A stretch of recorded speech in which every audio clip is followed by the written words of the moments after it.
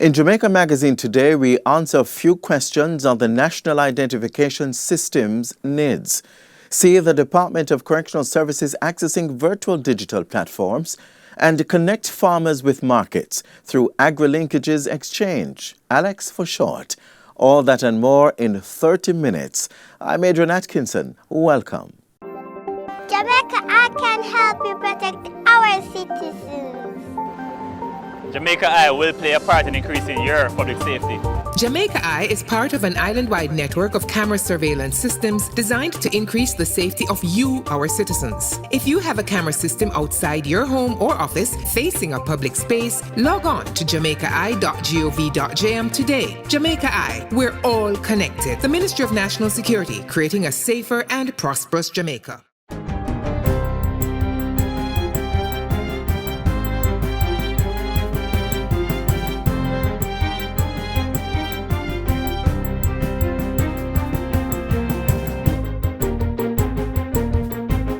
Good day, I'm Theodore Henry, and this is your JIS News for Thursday, January 28. The ban on flights coming into the country from the United Kingdom has been extended until Sunday, February 28. Prime Minister Andrew Holness announced the extension in Parliament on Tuesday.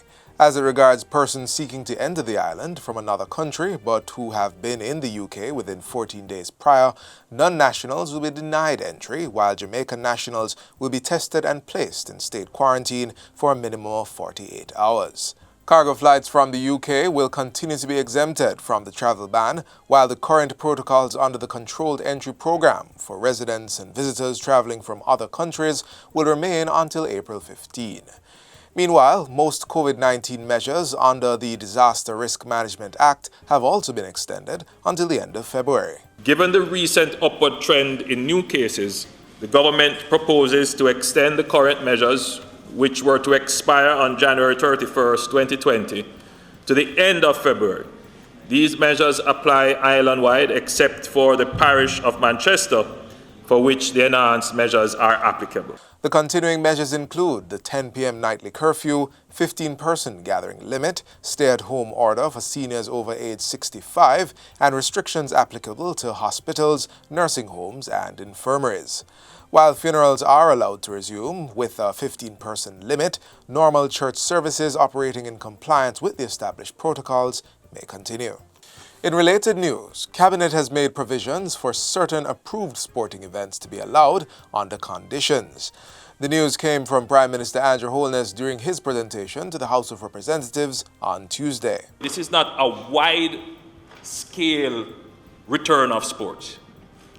We have to first of all go through a process where we look at each sporting event and what they require and the specific public health protocols that can be put in place to ensure that they are safe. Mr. Holness says organizers of sporting events will have to apply for approval through the Ministry of Local Government with assistance from the Ministers of Sports and Health. The three ministers are to explain the conditions for resumption in due course.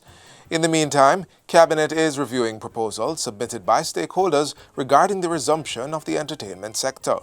What I've directed to be done is that the Minister of Culture, Gender, Entertainment and Sports, the Minister of Local Government and the Minister of Health, they will be meeting next week to review those, and at the end of that review, we will come back to Parliament and report as to what might be possible. While those deliberations continue, the Prime Minister is reiterating that the restriction on all entertainment and social events remains in effect.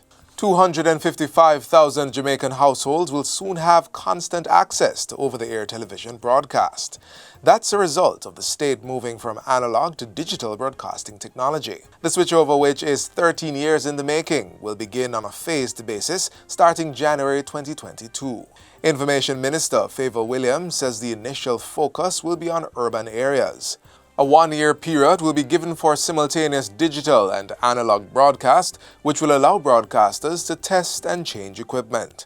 Analog switch-off is set for January 2023. The most important reason to make the switch to a digital signal is because it will free up valuable portions of the broadcast spectrum which can then be used for other purposes, such as for advanced wireless services, for dedicated educational channels, public and safety services, and other applications. The Information Minister says a committee chaired by Science and Technology Minister Darrell Vaz will manage the process.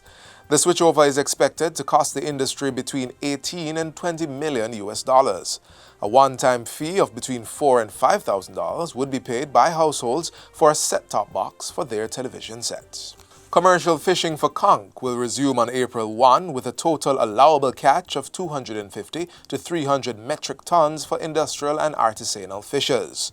Fisheries Minister Floyd Green made the announcement during Wednesday's media briefing held at the ministry's Hope Garden office. He says that while commercial conch fishing is being resumed, all efforts must be made by fishers to abide by the requirements stipulated by the National Fisheries Authority, NFA, to ensure the sustainability of the industry. These include no fishing for conch in the areas east of South Key and all conch fishing vessels operating with real-time vessel monitoring systems that are accessible to the NFA and the Veterinary Services Division of the ministry.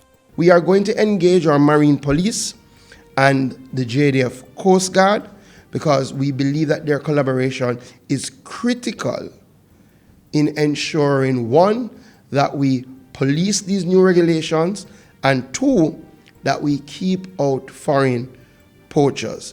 The minister says going forward, government will also be establishing a sanctuary to the south and southeast of the Pedro Bank for the conservation of conch stocks.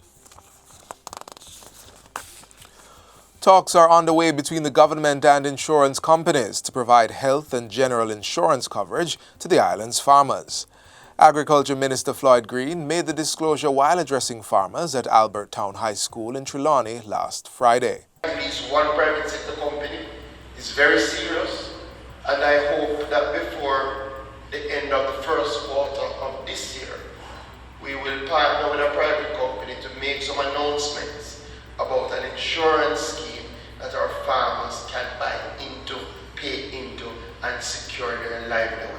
Minister Green reasoned that having an insurance scheme in place would better assist farmers to rebound from natural disasters and provide financial protection for their families in the event of death.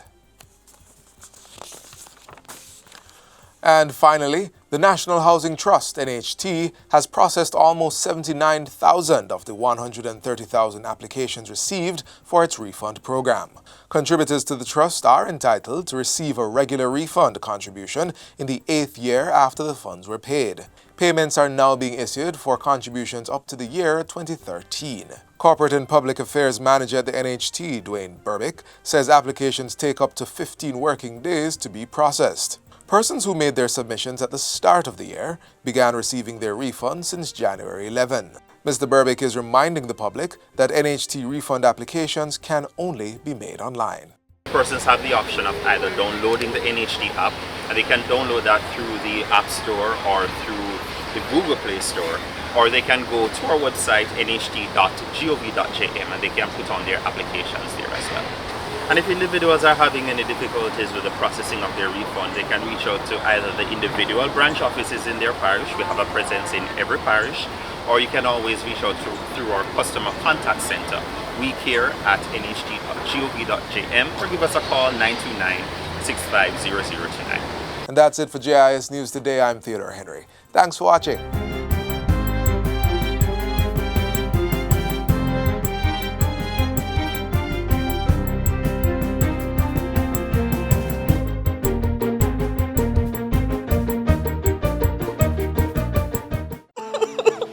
Now tell me, say the boy beat you again. Me tell you figure report it, you know. What you afraid of? Everybody go do my business and me no want that. You see the new police station, them have some room where you can talk to the officer in a private. Project Rebuild, Overhaul and Construct PROC is coming to your community.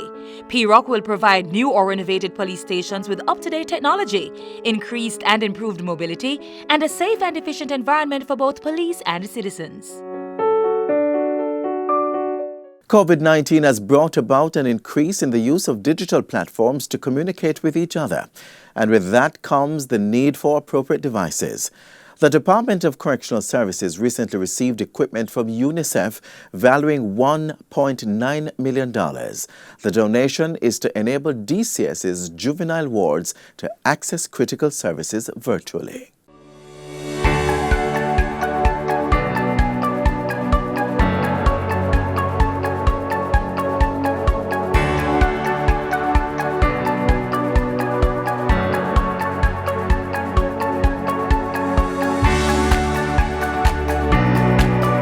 UNICEF of Jamaica has donated technical equipment procured by and valued at approximately $1.9 million as a part of the ministry's strategic plan to mitigate the negative impact of COVID-19 within our juvenile centers.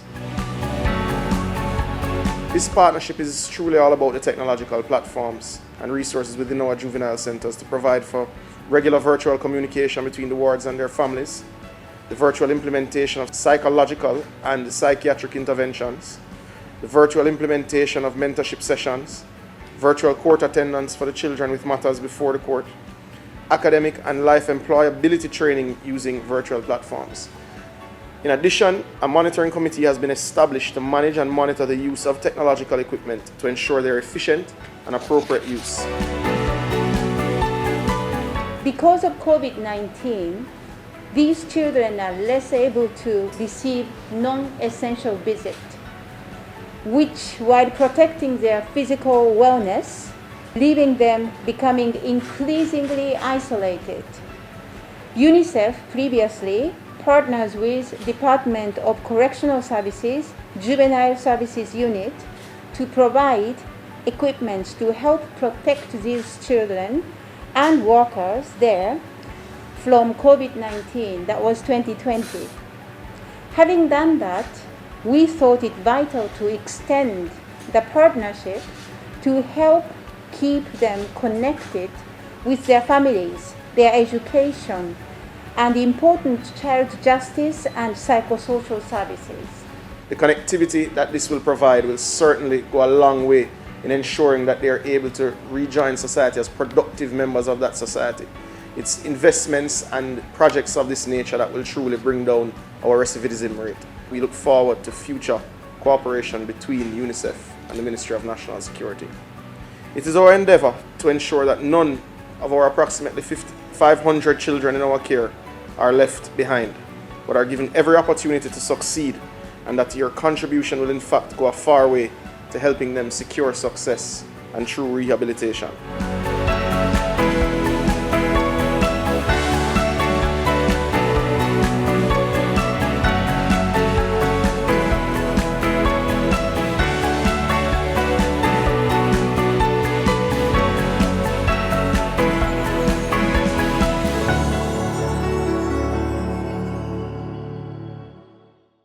Recover with integrity. Recover with integrity. We should all work together. One aim, one vision. In the fight against corruption, there is no division. United with the Integrity Commission. Let's stand up and make a healthy decision that we will not turn a blind eye. We will not lead secret lives. We will not accept no bribes. We will not push values aside. A message from the Integrity Commission.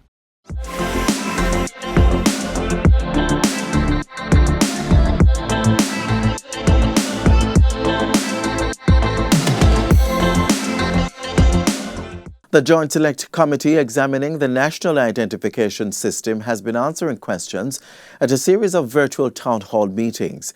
The aim is to have public participation in the consultation process on the NIDS bill. Here are the answers to some of the questions.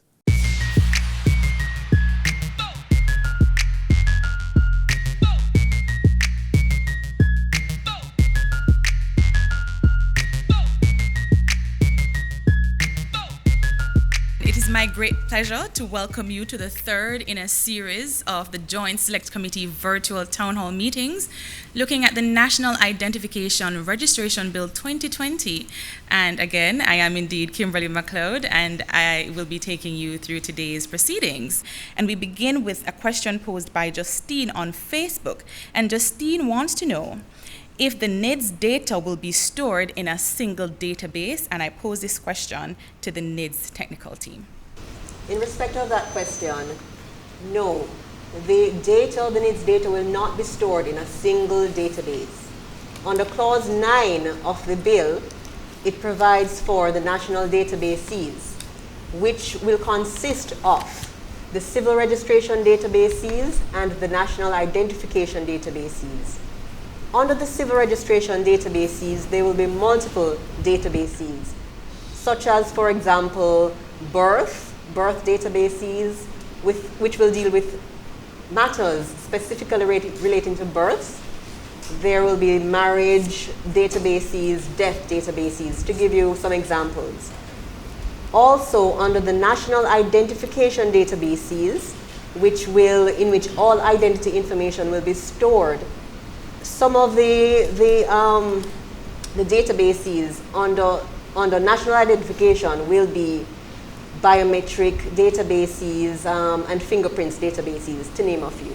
Thank you so much, Mrs. Miller-Williams.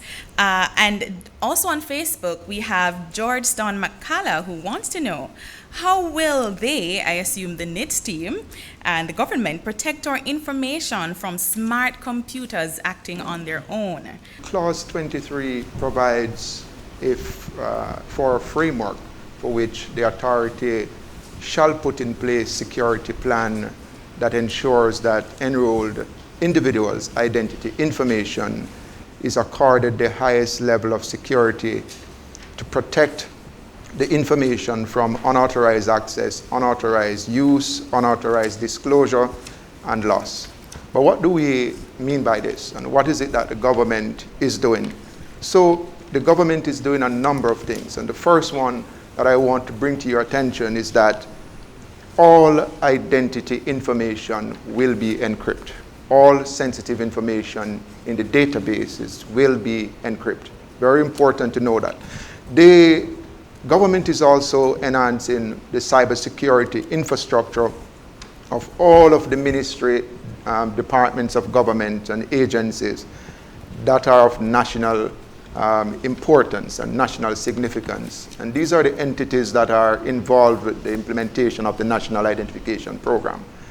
The government is also establishing institutions for data protection and independent oversight of the proposed National Identification and Registration Authority to guarantee oversight and those mechanisms and safeguards. Very important to note that.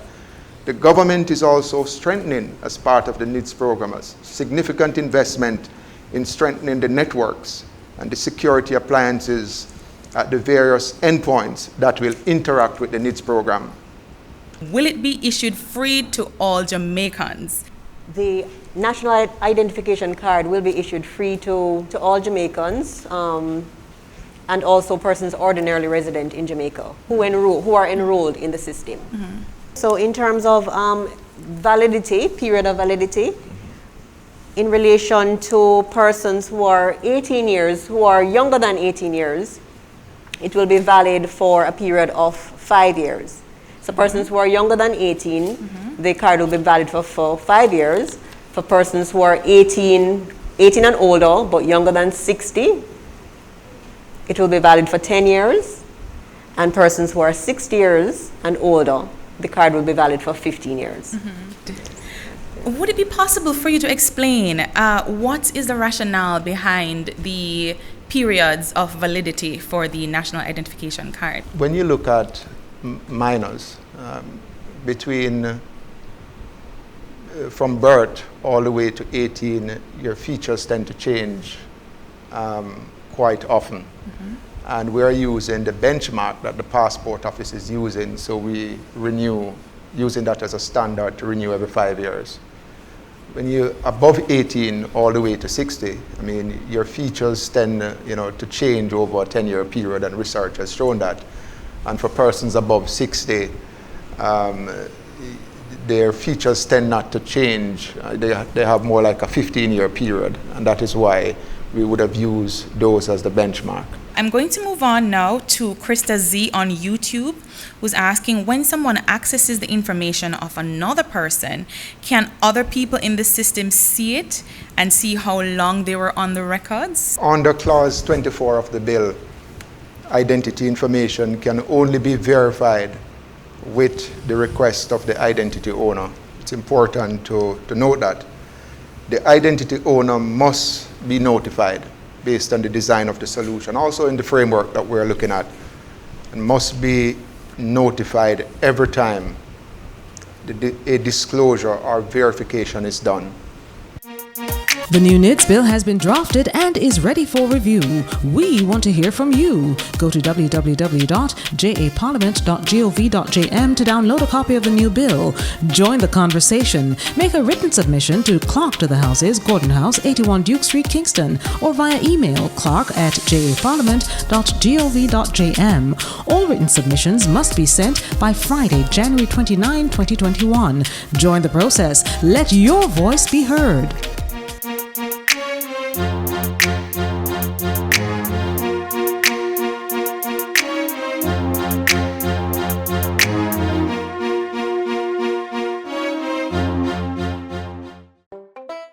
If I cancel them you off, make sure you gon' get them done. That is how we are go trace them, identify them, tag it and trace it. Prevent disease from spreading, your health is worth defending. Tag it and trace it. You never think fi hide, tag them with pride. Put the coat even out of style. Tag it and trace it. A message from the Agricultural Competitiveness Program of the Ministry of Industry, Commerce, Agriculture and Fisheries. Up next, we'll look at the workings of the Agri-linkages exchange, a digital platform that connects farmers with buyers. Many times, we have so many things that we can't sell. We have, because sometimes all the farmers goes out and plant Irish potatoes, and it's too much. So what we do is just use the phone, same place in the field, get to them, and they try everything, and know before them, we only have spoilage. We can't sell. So no matter how it glut in the whole highland, they find a way to unload it. Bye-bye farm produce glut. Alex is here to move farmers' produce onto the plates of visitors to our shores.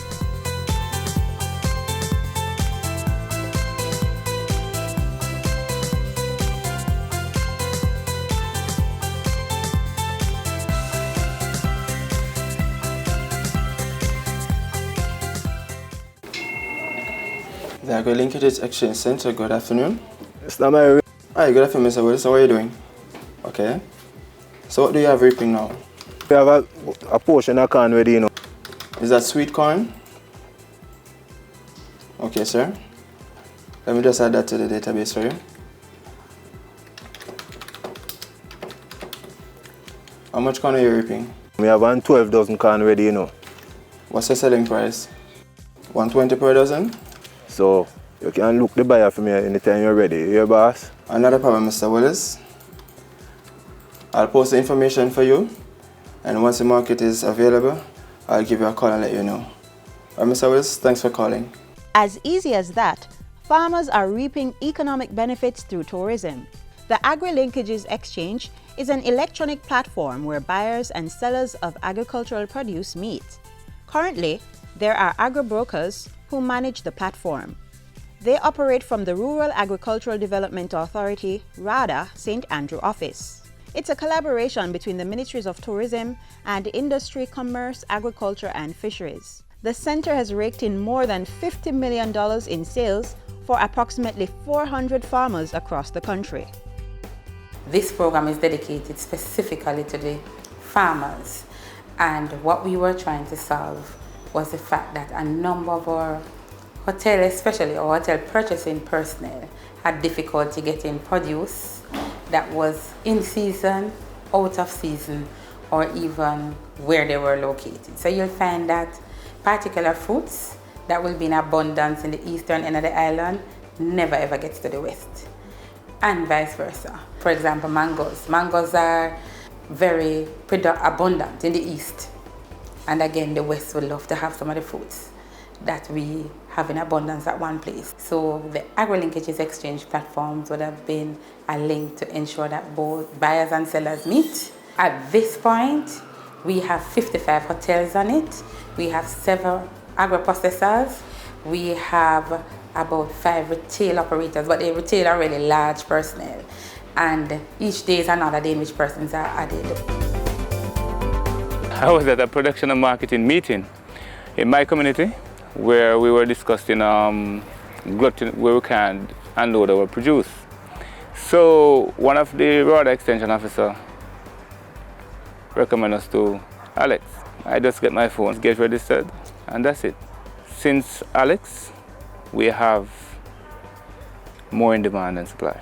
It's been so good for us, trust me. There are farmers who might not be technologically savvy to actually go on the system themselves, so they'll call into the center and ask, and these agro-brokers will be able to put them on the system. On a daily basis, I would say we get from maybe 20 calls per day or so from farmers. A lot of the calls that we do get, surprisingly, are farmers who are new to agriculture.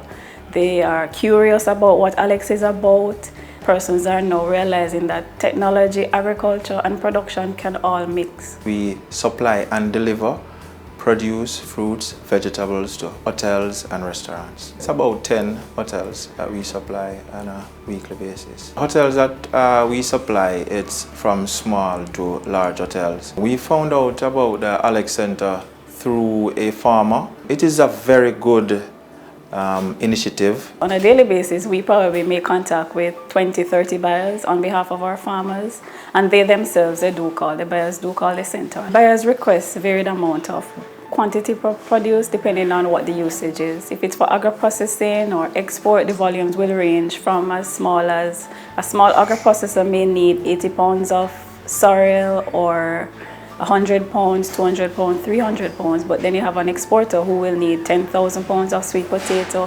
15,000 pounds of pumpkin, 20,000 pounds of other produce. So the volumes vary depending on the usage. We walk with the farmers and we stay with them until the transaction is completed, until they're paid, until the goods are delivered. Our hotels are interested in buying local produce. There's really no substitute for the produce that we actually produce here. If you were to import any of our grown provision, it wouldn't taste the same. And therefore, there's really no incentive for the hotels to be purchasing overseas. What we have not had from our local industry is exactly where it is and in what quantities. And Alex has been able to solve that mischief somewhat. It's simple, man. Just get the phone or come down to the road where the office is, register with Alex, and that's it.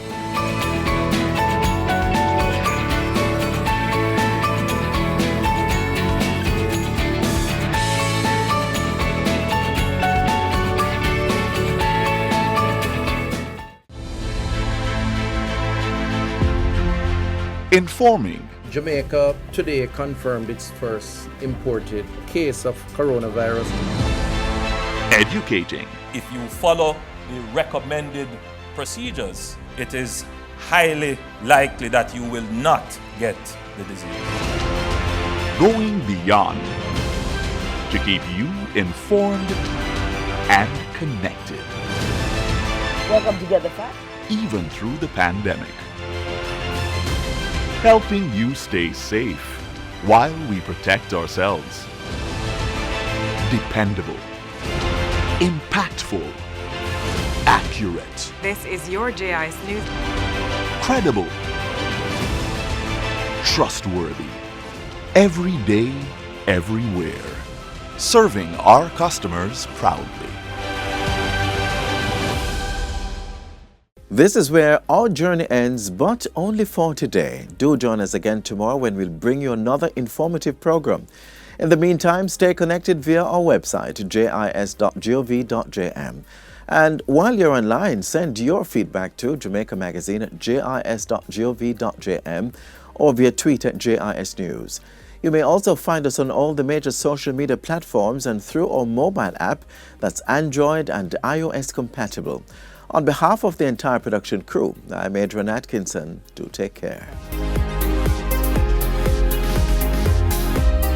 This has been a production of the Jamaica Information Service, the voice of Jamaica.